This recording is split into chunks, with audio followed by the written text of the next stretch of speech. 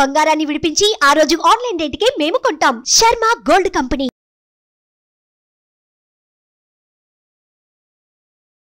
నమస్తే, welcome to Suman TV. నేను మీ యామ్ని. ప్రస్తుతం మనతో ఉన్నారు ప్రముఖ ఆధ్యాత్మికవేత్త, ప్రముఖ జ్యోతిష వాస్తు పండితులు మనతో సూర్యనారాయణ శర్మ గారు ఉన్నారు. వారితో మాట్లాడదాం. నమస్కారం గురుగారు. నమస్కారం అమ్మా, శుభం యాదు. గురుగారు, ఈ నెలలో అసలు కర్కాటక రాశి వారికి అండి ఏ విధంగా ఉంటుంది? వీళ్ళకి సంబంధించిన పరిహారాలు అంటే ఏంటండి? కర్కాటక రాశికి మనం ఫిబ్రవరి 1వ తారీఖు నుండి 15వ తారీఖు వరకు మనం తీసుకుంటే అందులో మనకు పునర్వస నక్షత్రం 4వ పాదం వస్తుంది, పుష్యమి నక్షత్రం వస్తుంది, ఆశ్లేష నక్షత్రం వస్తుంది. సో ఈ నక్షత్రం వాళ్ళకి ఎప్పుడైతే మనం తీసుకుంటామో వీళ్ళకి తృతీయ స్థానంలో కేతు యొక్క ప్రభావం కనబడుతుంది. అలాగే కర్కాటక రాశి వారికి షష్ఠ స్థానంలో కుజుడు ప్లస్ శుక్రుడు యొక్క ప్రభావం కనిపిస్తుంది. అలాగే మనకి ఇక్కడ సప్తమంలో చూస్తే బుధుడు యొక్క రవి యొక్క ప్రభావం కనిపిస్తుంది. అష్టంలోని మనకు కనిపిస్తున్నాయి ఇవన్నీ శని యొక్క ప్రభావం కనబడుతుంది. ఎప్పుడైతే శని యొక్క ప్రభావం అష్టమ స్థానంలో ఉందో అది కొంత ఇబ్బంది పెట్టే పరిస్థితి అన్నమాట. అలాగే భాగ్యంలో రాహు కనిపిస్తున్నాడు. రాహు కూడా అంత సపోర్టింగ్ కాదు. రాజ్యంలో బృహస్పతి కనిపిస్తున్నాడు. సో ఇలా ఉన్నప్పుడు ఆర్థిక వ్యవహారంకి వచ్చినప్పుడు ఉద్యోగరీత్యా బాగుంటుంది. చేస్తున్న ఉద్యోగం జాగ్రత్తగా చేసుకుని వెళ్ళిపోతే సరిపోతుంది. కొత్త ప్రయత్నాలు ఏం చేయట్లేదు. అలా ఉన్న ఉద్యోగంలోని ప్రమోషన్స్, ఇంక్రిమెంట్స్ ఏమైనా వచ్చే అవకాశం అయితే ఉంటుంది. చిన్న డెవలప్మెంట్స్ అయితే కనబడతాయని చెప్తాం. అలానే ఇప్పుడు వ్యాపారస్తులకండి నెలలో వాళ్ళకి ఏ విధంగా ఉంటుంది? పెట్టుబడి పెట్టినా ఈ విధంగా వ్యాపారం దగ్గరకు వచ్చినప్పుడు కూడా మనకి ఏంటంటే 8th హౌస్ ఆరోగ్యానికి సంబంధించింది. అది పక్కన పెడితే 9th హౌస్ రాహు బాగున్నాడు, 10th హౌస్లో గుళ్ళు బాగున్నాడు. కాబట్టి కొత్త ఇన్వెస్ట్మెంట్ ప్లాన్స్ అవన్నీ చేసుకుంటూ వెళ్ళచ్చు. Nothing to worry. అది ఒక పాజిటివ్ సైన్గా పనిచేసే అవకాశం ఉంటుంది. కాబట్టి మనం సక్సెస్ అనేది కనబడుతుంది. ఒక 10 to 20% ప్రాఫిటబుల్గా వెళ్ళే అవకాశం వ్యాపారస్తులు కనిపిస్తుంది. అలానే ఇప్పుడు స్టాక్ మార్కెట్కి సంబంధించండి రాశి వారికి నెలలో అసలు ఏ విధంగా ఉంటుందంటారు? స్టాక్ మార్కెట్ విషయానికి వచ్చి మనం న్యూట్రల్గా వెళ్తున్నామా. ఇన్వెస్ట్మెంట్స్ అయితే కొంచెం తక్కువగా చేయాలి. ఇన్ఫ్రాస్ట్రక్చర్ మీద, తర్వాత పవర్ ప్లాంట్స్ మీద, వాటి మీద ఇన్వెస్ట్మెంట్ ప్లాన్ చేసుకుంటూ వెళ్ళచ్చు. బట్ స్టిల్ 1-2% ప్రాఫిటబుల్గా ఉంటుంది తప్ప పెద్ద చెప్పుకోదగ్గ అధికంగా కనబడే అవకాశం లేదు. అలానే ఇప్పుడు వివాహ ప్రయత్నాలు చేస్తున్న వాళ్ళకండి ఈ రాశి వారికి అసలు ఈ నెలలో ఏ విధంగా ఉంటుంది? వివాహ ప్రయత్నానికి ఎటువంటి దోషాలు లేవు. మధ్యవర్తితో వచ్చి ప్రయత్నం చేసుకోవచ్చు.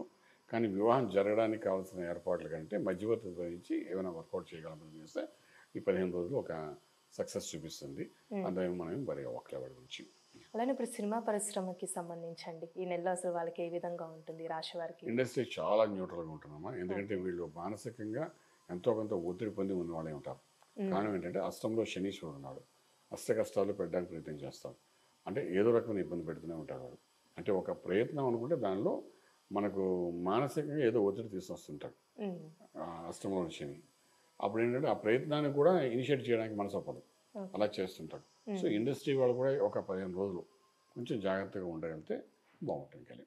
అలానే ఇప్పుడు రాజకీయ రంగానికి సంబంధించండి రాశి వారికి ఈ నెలలో అసలు ఏ విధంగా ఉంటుంది వాళ్ళకి? రాజకీయ రంగం కంటే కర్కాటక రాశి అంటే అది అల్టిమేట్ గోల్ ఉన్నది అనుకుంటాం. కానీ అష్టమ శని ఏం చేస్తున్నాడు అంటే మనం గత కొన్ని నెలలుగా చూస్తున్నాం ఏంటంటే రాజకీయ రంగంలో ఉన్న వాళ్ళందరినీ మానసిక ఒత్తిడి తెస్తున్నాడు. పదవిని కూడా విముక్తి చేసేస్తున్నాడు. పదవి నుండి కూడా ఒక పోర్షన్ అని ఇవ్వట్లేదు, ఒక పొజిషన్ అంటే ఇవ్వట్లేదు. అంచేత ఏంటంటే రాజకీయంగా ఒక అడుగు వేద్దామని ముందుకు వెళ్తే అవమానం పడే అవకాశాలు కూడా ఉంటాయి. అంటే మనం ఈ 15 రోజులు కూడాను చాలా జాగ్రత్తగా వ్యవహరించడం చాలా అవసరం పడుతుంది వీళ్ళకి.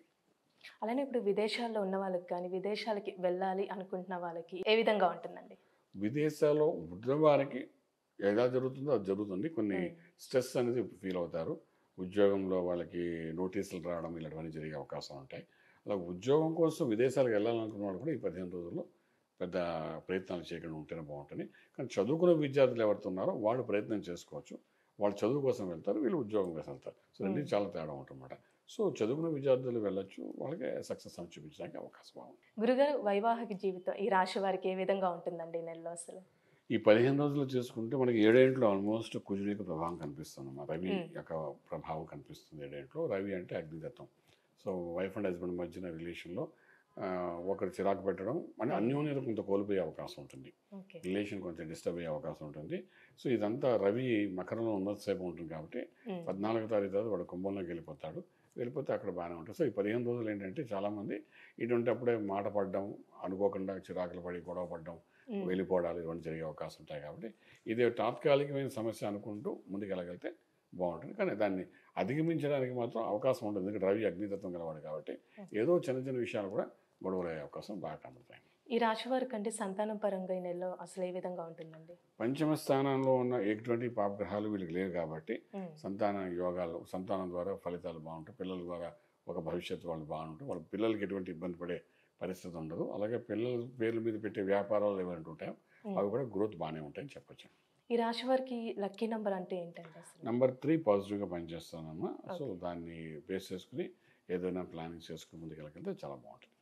ఆరోగ్యం పరంగా అసలు ఈ రాశి వారికి నెల ఏ విధంగా ఉంటుంది? ఆరోగ్య విషయానికి వచ్చినప్పుడు ఏంటవుతుందంటే అస్తంలో శనీశ్వరుడు ఉన్నాడు. అష్ట కష్టాలు పెట్టడానికి వాడు అక్కడ ఇంకొక 1.5 year ఓకే. ఉంటాడు కాబట్టి మనం ఆరోగ్యానికి సంబంధించి వచ్చినప్పుడు అభిషేకం అనేది చాలా అవసరం.